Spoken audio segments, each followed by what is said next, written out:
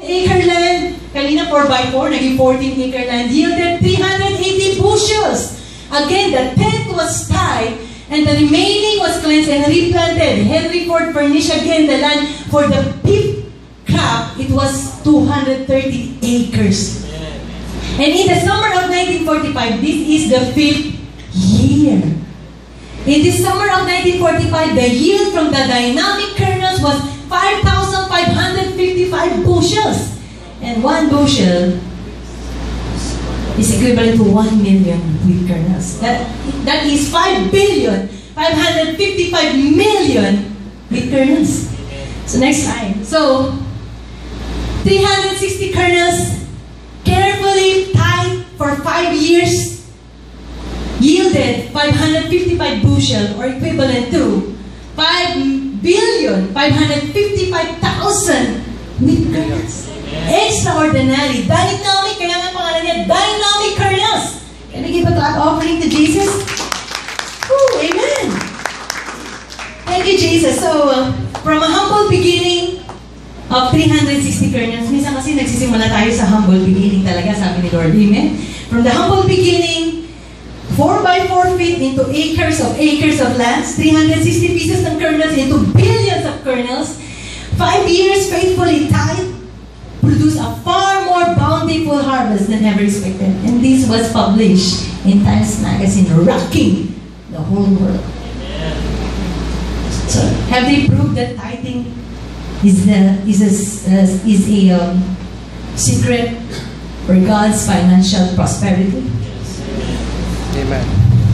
Amen. You prove the world right. Amen. God is so good. Amen. Next, do you know Kraft? Yung mga cheese natin, right? Si Kraft. So, James Kraft. You know what? James Kraft is a tither. 25% siya pag may tithes. Sabi niya noon, if you can search it in Google it, sabi niya, wala akong pakialam sa tithing. Sabi ni James. Pero sabi niya, walang masama kung gagawin ko. That is James Kraft. And you know how Kraft, di ba, dominated the industry in the cheese. Right? Yung cheese industry. Pagka cheese yan, alam mo, Kraft yan. Amen. So, dairy, puro Kraft. Then we also have, meron pa siyang later statement nung bago siya mamatay. Sabi niya rito, hear me. The only investment I ever made which has paid consistently increasing dividends in the money is what I have given to the Lord. Yun lang. Walang consistent na tutuloy-tuloy na nag-increase, kundi lang yung pera. I've given to the Lord. And the 90% that's been remained sa Kanya, it increased and increased and increased. Amen. Hallelujah. Next is, yan. Colgate. Mr. Colgate, Mr. William Colgate. He's an amazing believer.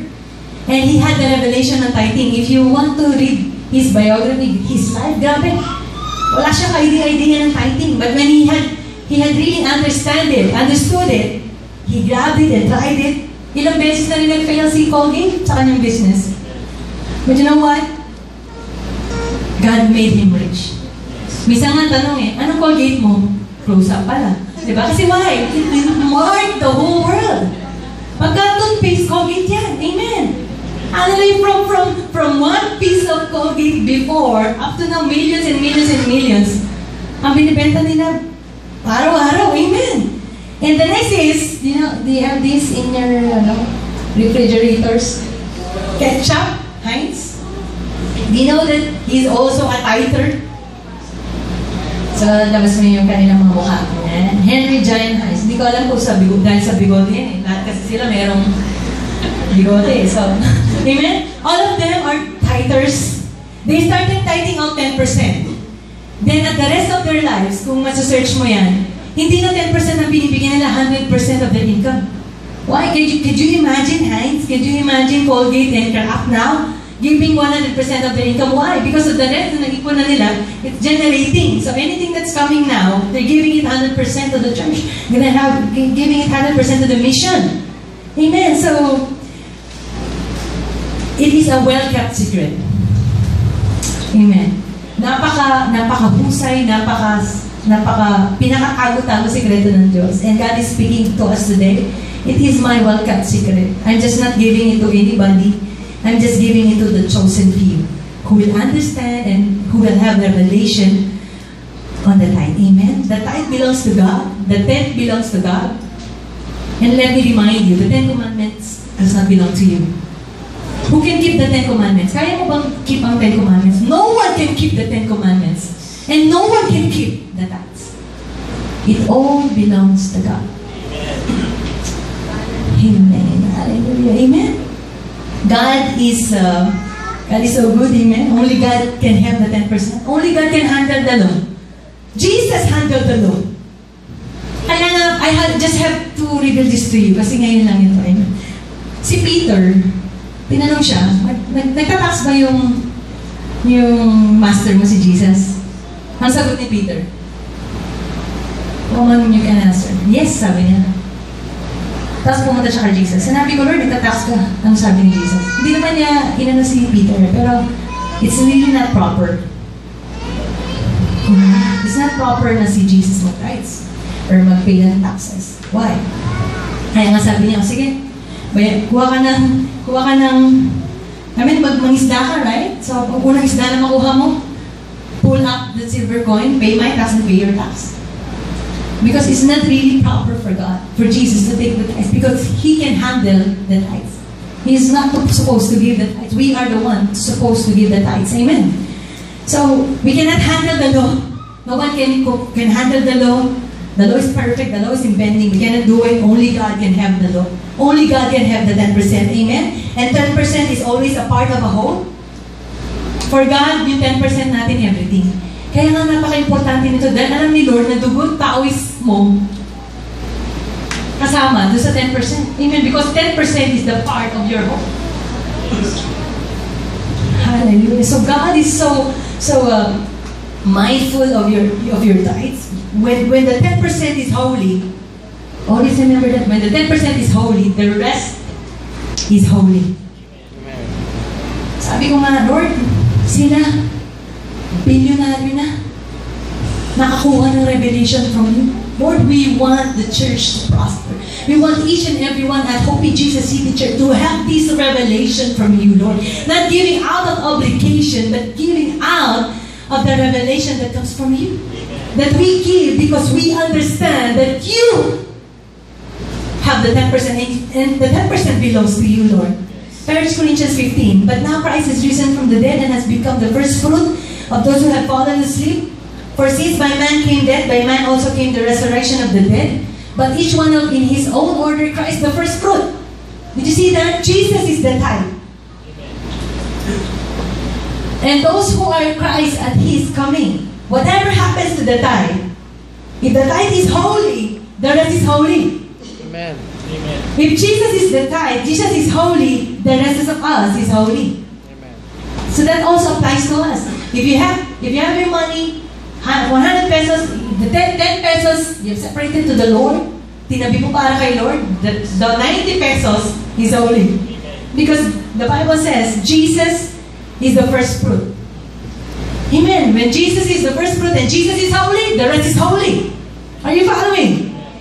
So whatever happens to the tithe, it happens to the whole. Thank you, Lord. When Jesus was risen from the dead, we will be risen from the dead. Amen. Whatever Jesus is, whoever Jesus is, so are we in this world. Amen. Proverbs 3 verse 9. Honor the Lord with your possessions, and with the first fruits of all your increase. So your barns will be filled with plenty, and your vats will overflow with new wine. Do you know that new wine speaks of the grace of God? Amen. It speaks of the new life.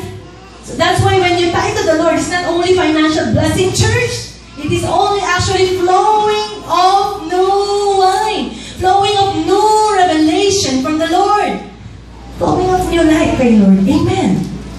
Can I call on the music team? Hebrews 7 verse 4. We'll be closing this. Amen? Hallelujah. Hebrews 7 verse 4. Now consider how great this man was. Sino to? Si Melchizedek. The high priest. Okay? Sabi niya, napaka-great naman na to, yung Melchizedek. Actually, Melchizedek is the picture of Jesus. So sabi ng Bible, napaka-great naman itong si Melchizedek, yung priest. Kasi, to whom even the patriarch Abraham, even si Abraham, gave a tenth of the spoils. If you could remember, si Abraham, kinupkup po niya yung isang lugar, okay? Yung sinave niya si Lot. So, nanalo siya sa battle. Ang dami niyang nakuhang possession. So, ang unang-unang ginawa ni Abraham, he tithed the 10% of the spoils to Melchizedek. And Melchizedek is a picture of Jesus. So, and indeed, those who are of the sons of Levi, who received the priesthood have a commandment. Look at this. So, si Abraham, nag-tithe siya kay Melchizedek.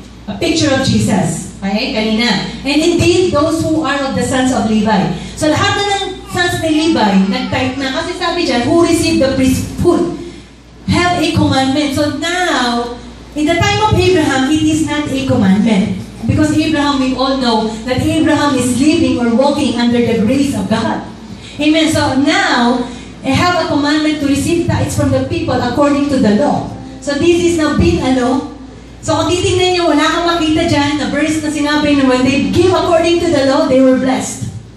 Amen. Wala. Amen. So that is from their brethren, though they have come from the loins of Abraham. Though they came from the loins of Abraham that time, when they're giving according to the law, no blessing. See that? Next verse. But he whose genealogy is not derived from them, this is about Melchizedek. But whose genealogy is not derived from them, it talks about Jesus. Okay? It talks about Melchizedek, the high priest. Receive tithes from Abraham and blessed him who had the promises. Can I ask you, do you have God's promises in your life? May pangako ba si Lord sa iyo ng restoration? May pangako ba si Lord ng acceleration? May pangako ba si Lord sa iyo ng matinding blessing? If you had the promises, the Bible says, Melchizedek, the high priest, received tithes from Abraham. Are we Abraham's seed here? Pero bakit minsan, ako Abraham's seed ako, bakit Lord hindi nagmamanifest yung blessing? Di ba Lord, Abraham's seed ako, bakit parang hindi nagmamanifest yung blessing? Look at this powerful revelation here. Melchizedek received tithes from Abraham and blessed him who had the promises. Do you have God's promises, Brother Chris?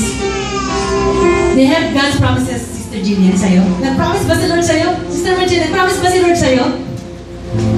When you give the tithe, God blesses you with the promises.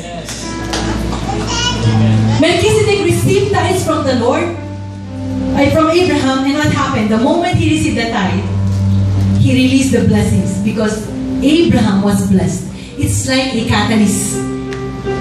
Amen? You have so many promises in God in your life. The moment you release the tithe, God blesses you, whom had the promises of God in your life. Amen? Thank you, Jesus. So when you tithe, God bless you, who already had the promises. You have all God's promises in your life. Verse 8, here mortal men receive tithes. Dito tinatanggap, verse 8, dito tinatanggap ng mga tao yung tithes natin. Pero sabi, but of whom it is witness that He lives. Sa langit, kapag nagtatides ka, tinetestify mo na buhay ang Diyos mo. That the world will see that Jesus is alive in your life when you tithe.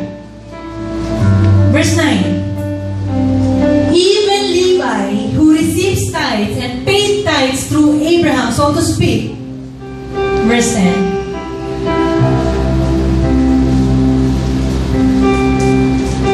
For he was still in the loins of his father when Melchizedek met him. Do you know that hindi pa po napapanganak si Levi nung nag-tithe si Melchizedek? nag-tithe si Abraham kay Melchizedek. Hindi pa po napapanganak si Levi. Wala pa po siya doon. Amen. But it was mentioned because Levi is Abraham's great son. When you tithe, you bless generations under you. Levi does not exist in the scene nung nag-tithe si Abraham. But the Bible says, Levi was also paid tithes to Melchizedek. Whew, amen? Thank you, Jesus. It shows your generation is blessed because you tithe. So kung nagtatithe ka, magulang ka, I will not promise to you, but God promised to you, your generation will be multi-billionaires.